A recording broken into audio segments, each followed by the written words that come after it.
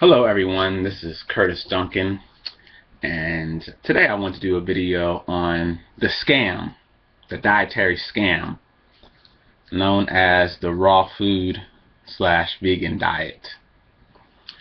I know the raw food and vegan diet today is something that is quite popular. It is, a trend, it's a fad. You see politicians do it like Bill Clinton. A lot of different celebrities, Hollywood celebrities do it. Demi Moore has done it. Some of the different celebrities have done it.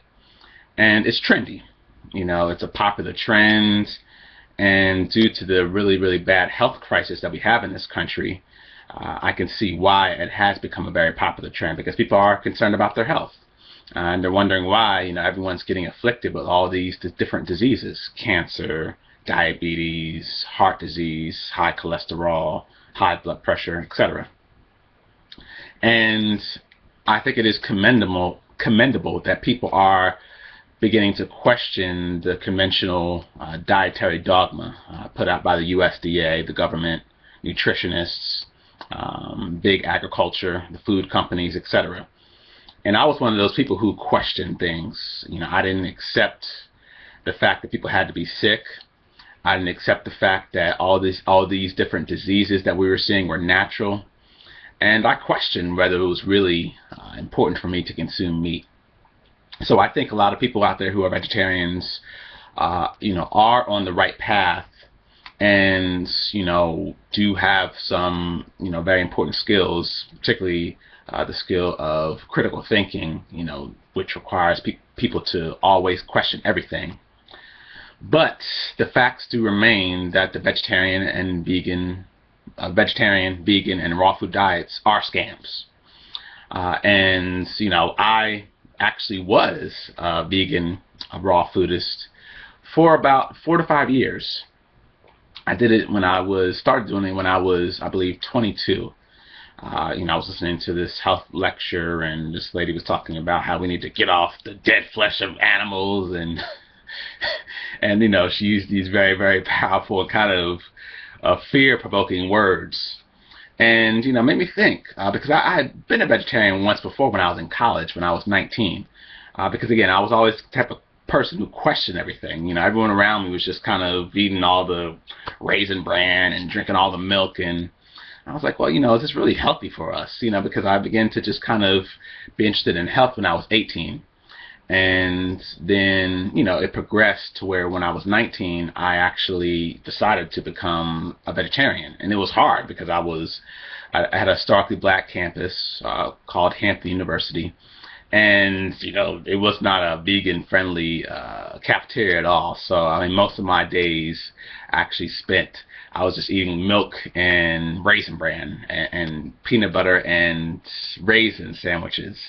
So it was a really, really interesting experience that I had doing that for about 4 months. I lost a lot of weight. I went down from like 165 to like 145. And, I began to look not as bad. I began to actually look a lot worse than I had ever looked. But it was an experience, and I'm grateful for the experience, because that's when, from doing the research, and experiencing that, I began to learn more about organics. I began to learn more about how food affects the environment, and about pesticides, and just about a lot of different things which I'm able to talk about and teach today. So that was my first experience with it, and then I came back to it again when I was 22, when I had gotten out of college and was in graduate school.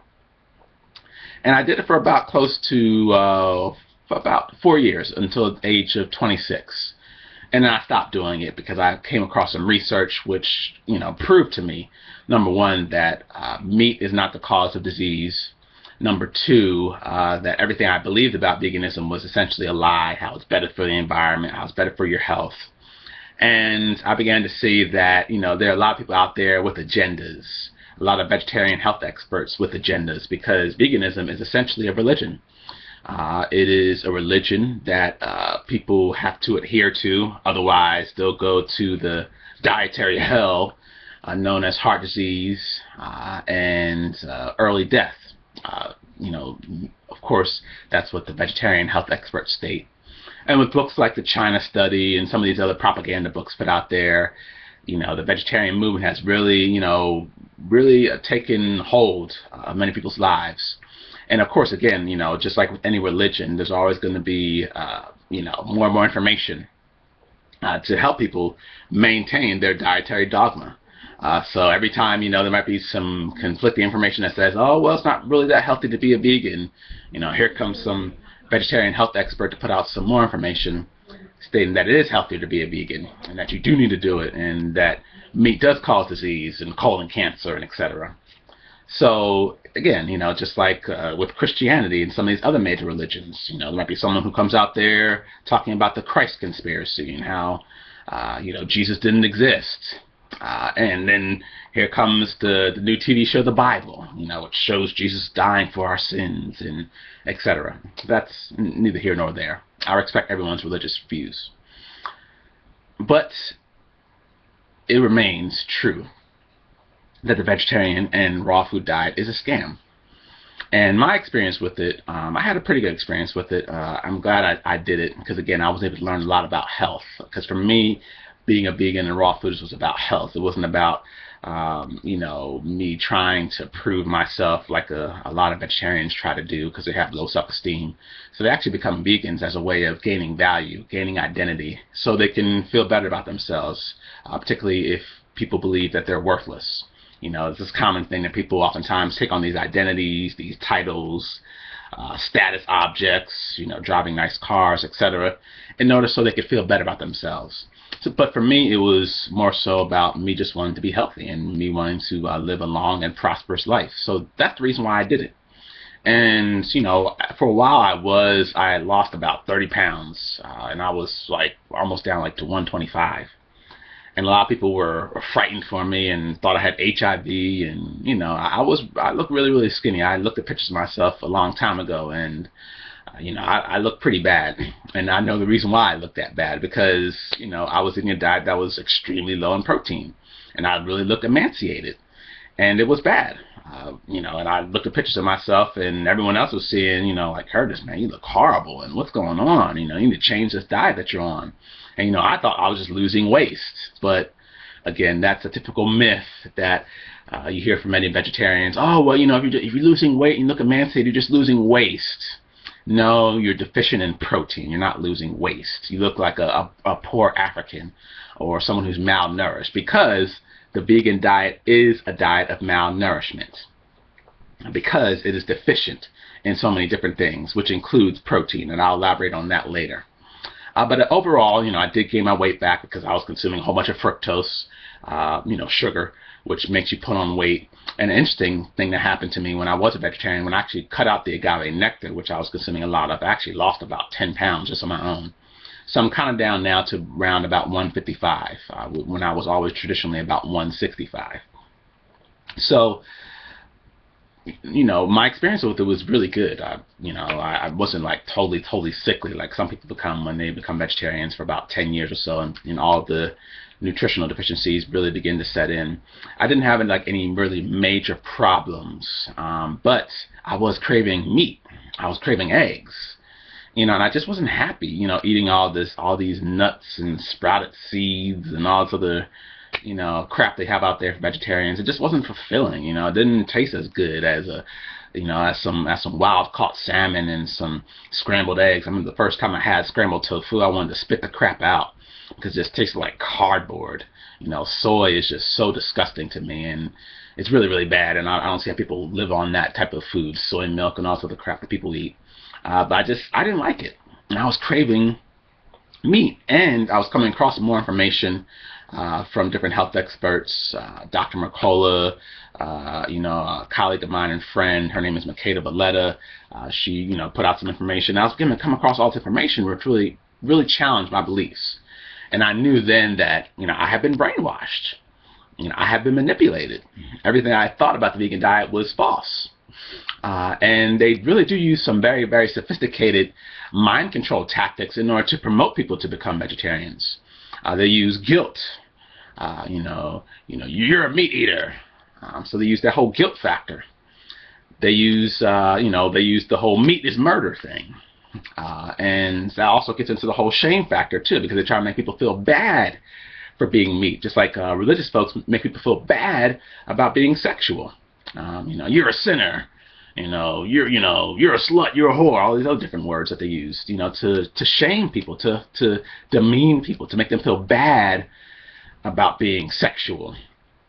And use the same thing in the vegetarian movement. You're a meat eater. And I'll talk with some of my vegetarian friends, and they kind of, swallowed the red pill and, used to regurgitate that nonsense. I'm in the Whole Foods with all these different meat eaters, like they were like mass murderers or something. That's really not the case. Killing an animal, killing a cow is not the same thing as killing a human. As a result of many vegetarians having these nutritional deficiencies in high quality animal fats, which are important for the brain, omega-3 fats, they actually become more violent towards human beings. They might love animals and be nice to animals, but they become violent towards human beings. And I know I'm going to get some hate mail as a result of doing this video, but I really don't give a fuck. People can send me all the hate mail they want. I'll just delete it and keep it moving. But they use the whole shame factor. Another factor they use is the fear factor. When in doubt, just use fear. This is something that you see amongst all organizations and institutions that love to promote mind control in order to get people to do something that they want to do. The burger is going to kill you. Meat causes heart disease. You can't digest meat. It causes cancer. The fear factor. Again, if you ask them for studies, they'll put out some different studies that have been put out there supposedly promoting that red meat and all these other different things cause heart disease. But again, when you put out some information which demonstrates that does not, then oftentimes some of these vegetarian health experts are silent because it's just about fear. It's not about what's true. It's about fear.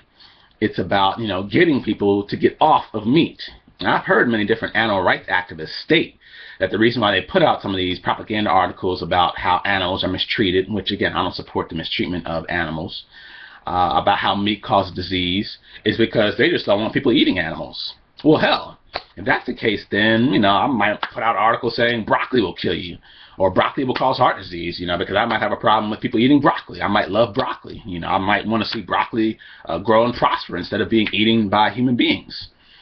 So people have an agenda. They don't care about people's health. They don't care about people being healthy and living long. They have an agenda.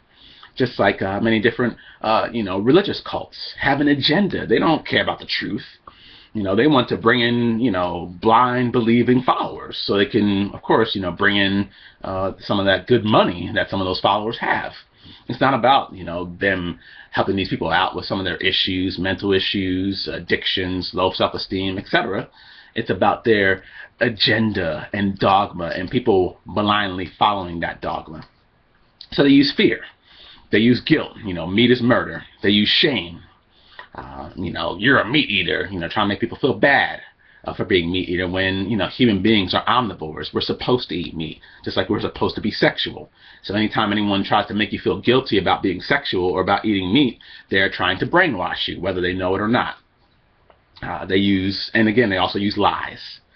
And some of the major lies that many different vegetarian health experts use, and again, I know many of these people, they're good people. I do feel as though many of them have good intentions, but they just are misinformed, just like I was misinformed and was misled.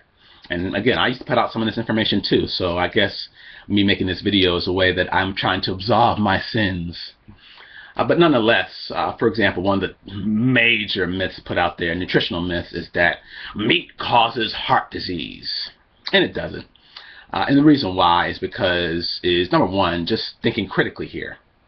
Okay, heart disease has only been around for the past 100 years. Human beings have been around for the past close to 300,000 years. And heart disease wasn't around for close to about 99% of our existence. But in the past 100 years, everyone's getting heart disease now. And remember, the government has told us to consume less saturated fat, to consume less cholesterol, to consume less eggs, whole milk, etc. So people today are consuming fat-free milk, they're consuming whole grains, they're consuming plant-based fats, primarily soy and corn oil, which are all genetically modified too, but that's another story. So they're consuming, less meat. They're consuming a less saturated fat, less egg, less cholesterol. But rates of heart disease and high blood pressure and diabetes are skyrocketing, and no one seems to know why. And they just keep telling us, well, just eat, continue to eat more low fat and meat, more low fat dairy and more lean meats and less cholesterol, and take your cholesterol meds and everything will be fine. But it's not working, okay? And again, logic would dictate that if heart disease was caused by meat, then we would have had heart disease for 100% of our existence upon this planet. But we only had it for less than 0.001% of our existence upon this planet. So obviously, meat does not cause heart disease. And it is a fact that saturated fat and cholesterol do not cause heart disease. They never have, and they never will. And I'll post some links for that down below. So that's the first myth. Saturated fat and cholesterol do not cause heart disease. High cholesterol does not cause heart disease, because about 50% of the heart disease patients in this country have low cholesterol. So if high cholesterol causes heart disease, then it would be expected that all the people who have heart disease would have high cholesterol. But a lot of people who have heart attacks and heart disease have low cholesterol. So obviously, it's inconsistent. It cannot be the cholesterol which is causing the heart disease, high cholesterol for that matter. So, the idea that meat causes heart disease is just a total and complete myth. Again, if heart disease was, as a result of consuming meat, then we would have seen heart disease in our Paleolithic ancestors, because we have spent 95% of our existence upon this planet as hunterers and gatherers, meaning that we hunted for meat and we gathered different fresh plants and herbs that were, local to our environment. So it wasn't until the advent of agriculture about close to 10,000 years ago when human beings started consuming rice, wheat, soy, corn, and some of these other different foods that are really staples in the American diet, and are actually the reason why so many people do have higher rates of heart disease. And I'm going to talk about that a little bit later too. But no, it is not red meat or saturated fat that causes heart disease. That is a complete myth. The next myth is that human beings cannot digest meat. Well, that's a total lie too, because any scientist will tell you, any person who knows anything about anatomy and physiology will tell you that human beings are omnivores. We're not herbivores and we're not carnivores, we are omnivores. Just like our two closest animal ancestors, the bonobos and the chimpanzees. We have more in common with those two different animals than the Indian elephant has to African elephant. So we're essentially almost a third chimpanzee, if you will. And we are exactly, genetically similar to those two different animals, and they are both omnivores. Bonobos, they consume meat, they consume plants too, and chimpanzees, they consume meat and they consume plants too, and they actually hunt. Chimpanzees actually hunt for different, for many of the different meat foods that they eat. They hunt in the wild for them. So to say that human beings are not omnivores is a lie. We are omnivores. We are not herbivores. People say, oh, well, the gorilla is an herbivore and some of these other different animals, but again, we're not gorillas. We are genetically similar to the bonobo and the chimpanzee, and you can look those two animals up, and you will see that they are omnivores. It has been scientifically proven. And it's actually cooked meat which made us humans. So essentially people say, oh, well, we shouldn't eat raw foods, and, cooking stuff is bad for us. We need to eat raw animal flesh, like real carnivores eat. Again, the problem is that we are not carnivores. Carnivores can eat their flesh raw. We can't. We're omnivores. And it's actually cooked meat which actually caused us to evolve to become human beings and to become these, very, very intelligent and, highly capable species that's able to do all the great things that we're able to do today. It's cooked animal flesh that caused us to develop these bigger brains, because chimpanzees and bonobos have much smaller brains than us, but we have much bigger brains.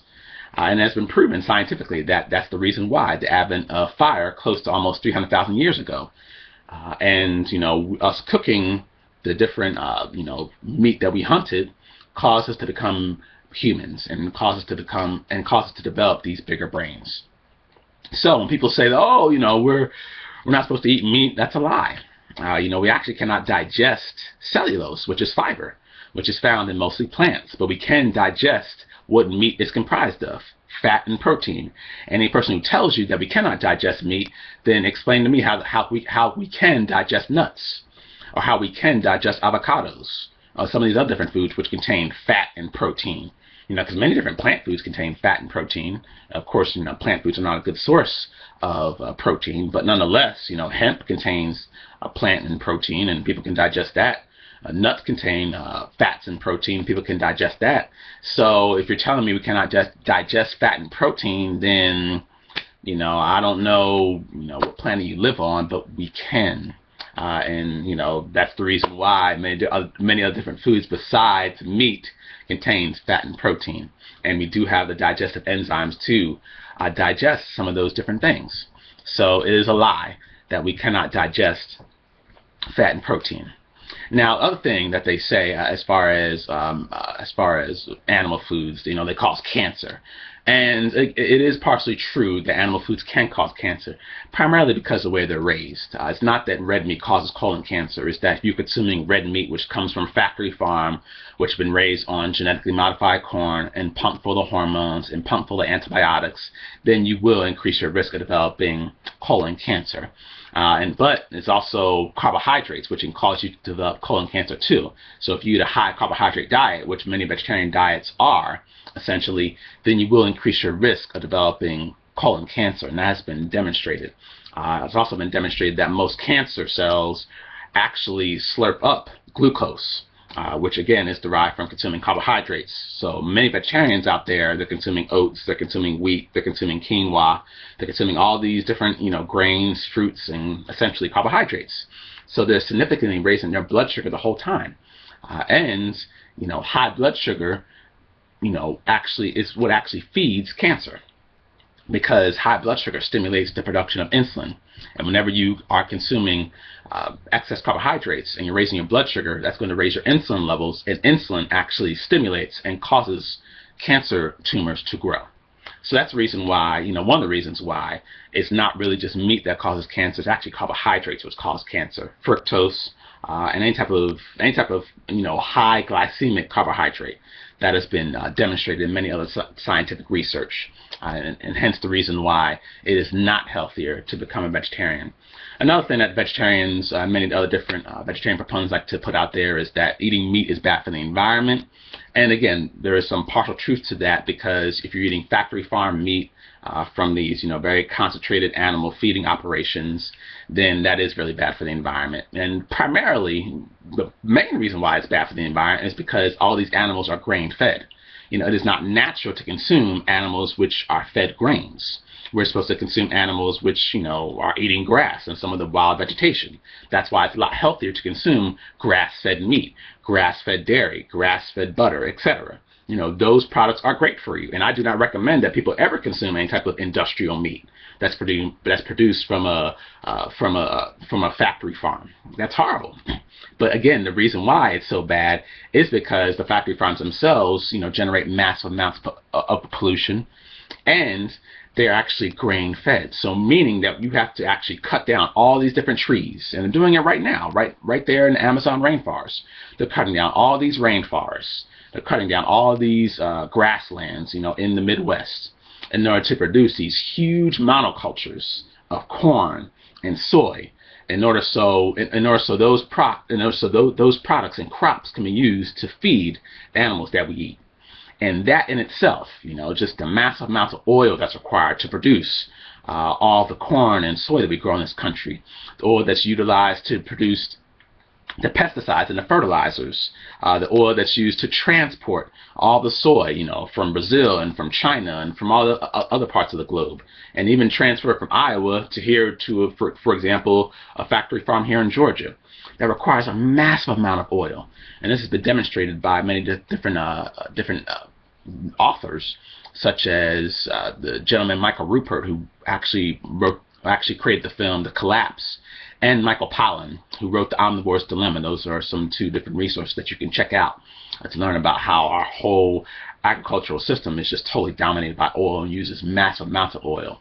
So, it's really, the oil factor, the fact that, if we're actually growing all these grains, which require huge amounts of fertilizers, pesticides, they travel very, very long distances. For example, they grow soy in Brazil and then transport it to England.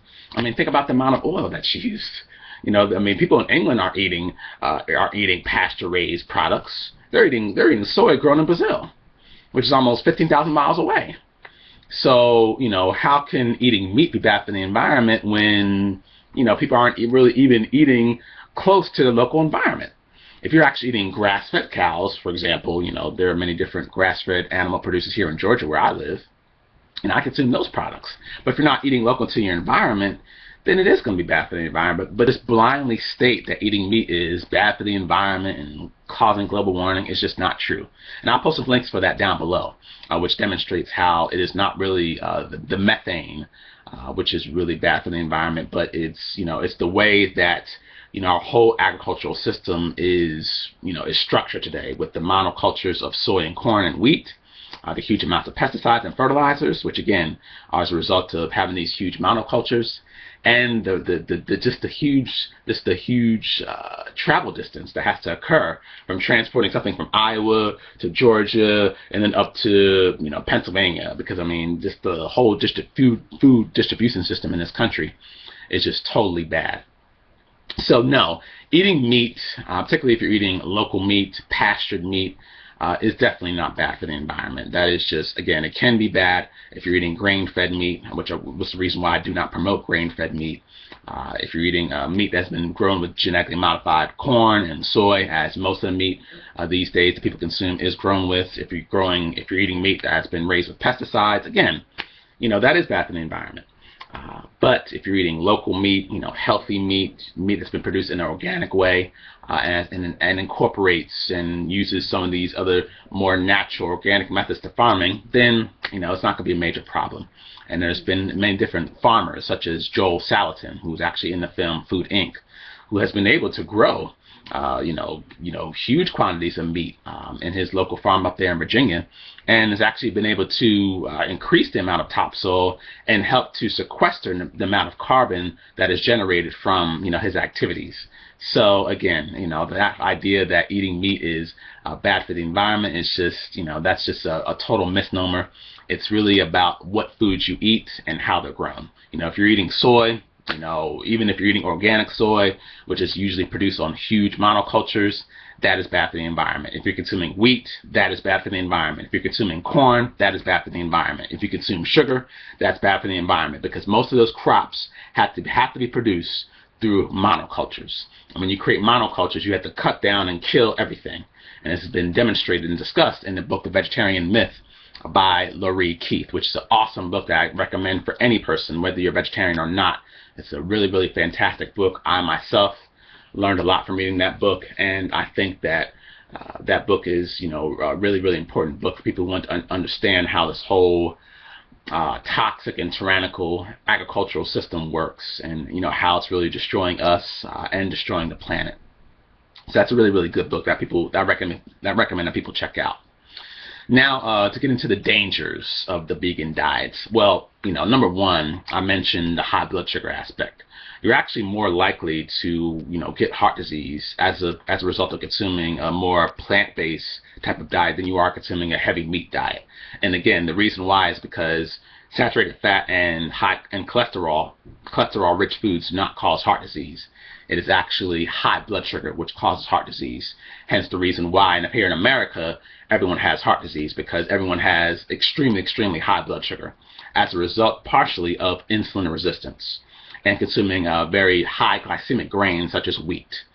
So, people here in America, we consume lots of sugar. Sugar causes heart disease. It causes high blood pressure. It causes insulin resistance. It causes the production of a type of fatty acid which actually clogs your arteries. So really here in America, people have so much heart disease, not because of saturated fat and cholesterol, but because of fructose and because of sugar. So, if you're cutting out the meat and consuming a whole bunch of sugar, you're going to develop heart disease. If you're consuming a whole bunch of grains and carbohydrates, fruit, etc., which again is a prominent feature of, consuming a vegetarian diet, you're going to increase your risk of developing heart disease, because your blood sugar is going to be so high and your body's going to have to pump out so much insulin as a result of that, that's actually going to begin to damage your blood vessels and cause you to develop atherosclerosis, which is basically the hardening of the arteries, which results in heart disease. And many vegetarians, also consume heavy amounts of processed vegetable oils, which again, particularly soy oil, corn oil, sunflower oil, and safflower oil, and canola oil. All these different oils, which are really, really toxic and are linked to heart disease because of the simple fact that they are rich oftentimes in omega-6 fats and omega-6 fats. Omega-6 fats are pro-inflammatory, meaning that they actually increase the levels of inflammation within the body. And whenever you increase the levels of inflammation within the body, then you are going to increase your risk of developing heart disease. Not only that, but these oils are really unstable under heat. So whenever you cook with these oils, they're actually going to oxidize. And it is actually the oxidation of fats, of cholesterol, which begins to clog your arteries. So, prime example, you consume French fries from McDonald's, which again is vegetarian, it's vegan. Well, maybe not McDonald's French fries because they do add beef flavor to it, but you get the point.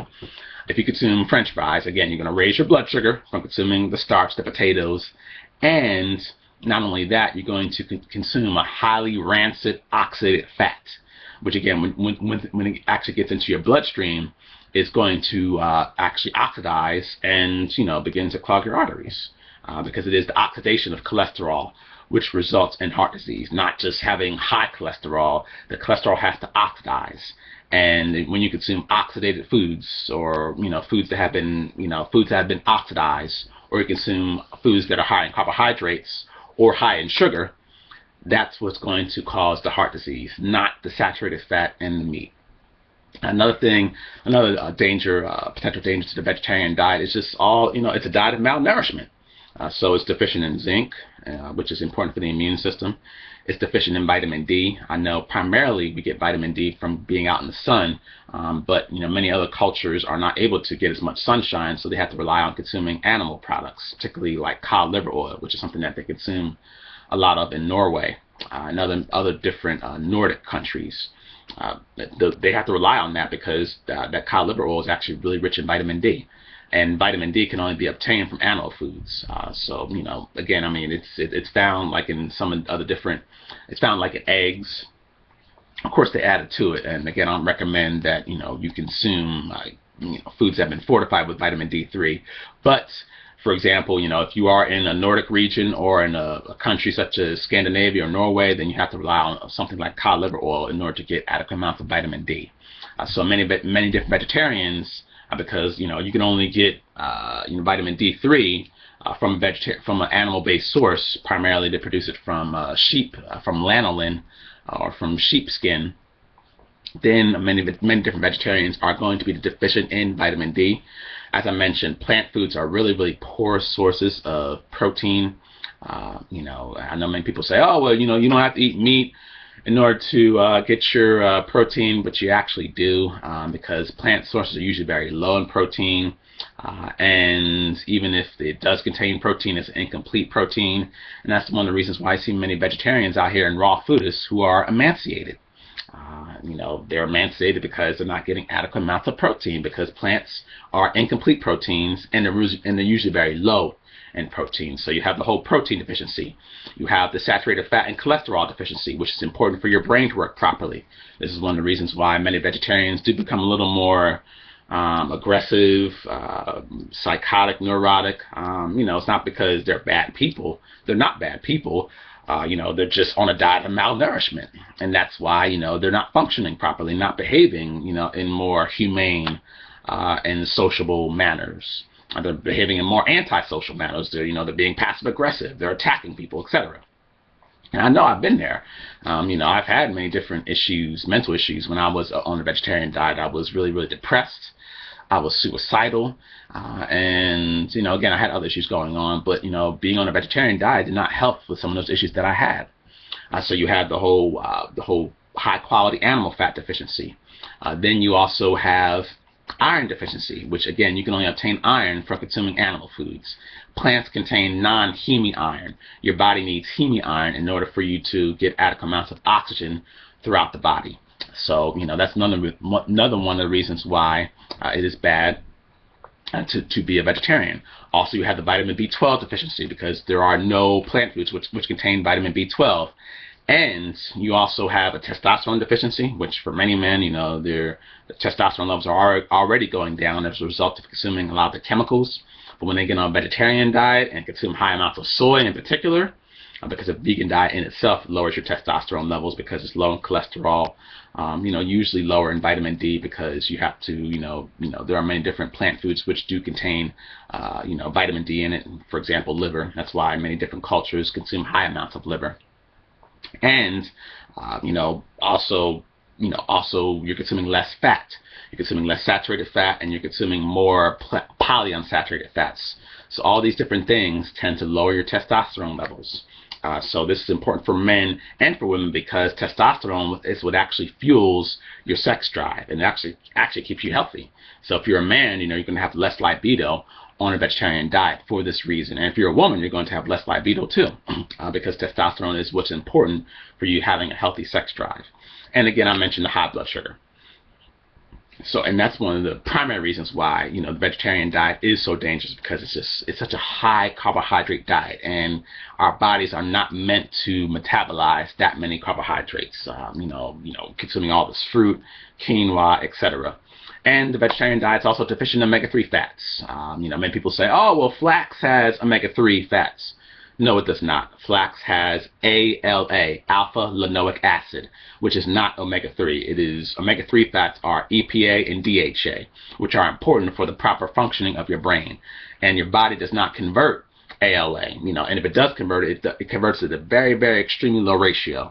And there have to be so many other different nutritional factors have to be at play in order for you to convert it properly. So it's really, not best to rely on flax at all for your omega-3s, because you're probably not going to convert it at all. There's been scientific research which has demonstrated that you do not convert ALA found in flax. And walnuts are another source of ALA, but again, you're probably not going to convert it, because the body was not ever meant, and human beings were not ever meant to be herbivores. We were meant to be omnivores. So we were supposed to get our omega-3 fats from consuming animal foods. So, those reasons, and it actually, there are studies which show, because vegetarian diets are so deficient in, vitamin B12, which actually lowers your levels of homeocysteine, which is a type of amino acid, which actually increases your risk of developing heart disease. And it's also low in omega-3 fats that many different vegetarians actually had increased risk of developing heart disease. Now, the last thing I wanted to discuss is oftentimes, why veganism could be a sign of eating disorder. And I know this will be controversial. And again, I'm not saying to every person who is a vegetarian that they do have an eating disorder. But I believe, again, many people in this country, they have low self-esteem as a result of their childhood conditioning. They have many different, just really issues about their worthiness and about them being inadequate. And many different vegans, particularly really hardcore vegans, it's a way they become vegan and a raw foodist as a way that they gain validation, and that they gain value and feel better about themselves. So, people do this all the time. If I feel bad about myself, I feel like I'm worthless, then I might, buy a really expensive car so I can look like, I'm somebody. I have value now. I might, date an attractive woman, have like a woman as a trophy, if you will, so I can, feel better about myself, make myself feel good. And, for many different vegetarians out there, they know that the diet is not working for them. They're emaciated. They're depressed. They're unhappy.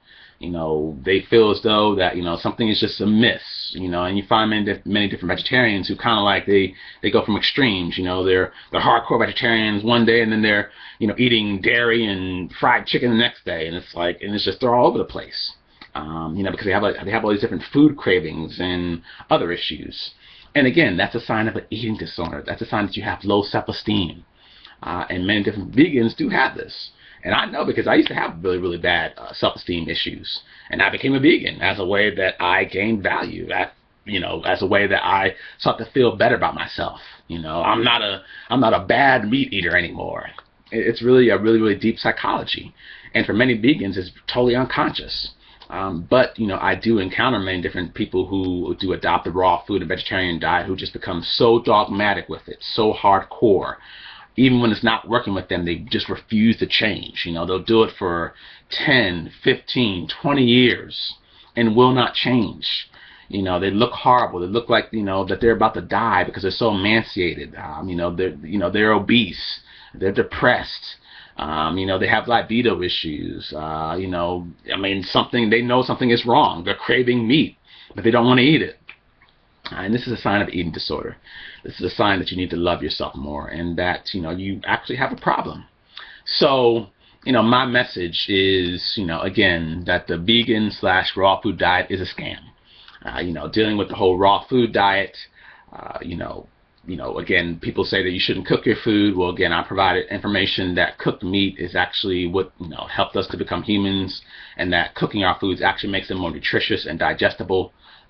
And it actually helps to break down the nutrients that are found in many different plant foods, which help them to absorb them a lot better, particularly if you consume them with fat.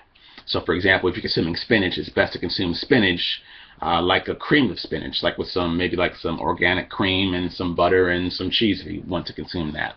And to cook it, in order to obtain more of the beta carotene and vitamin A that is found in spinach, which is actually really, really important for our eyes. It's actually green foods which are really, really important for our eyes, not necessarily, orange foods. It's a combination, but, many different green foods contain high amounts of beta carotene. So it's really important that you cook your vegetables and you cook your eggs and cook your meat, because that makes the foods more digestible and more nutritious for us. And again, this is based upon almost 300,000 years worth of research. We have been cooking our foods for almost close to 300,000 years. Now, we're all sophisticated and civilized. We think that we shouldn't cook our foods.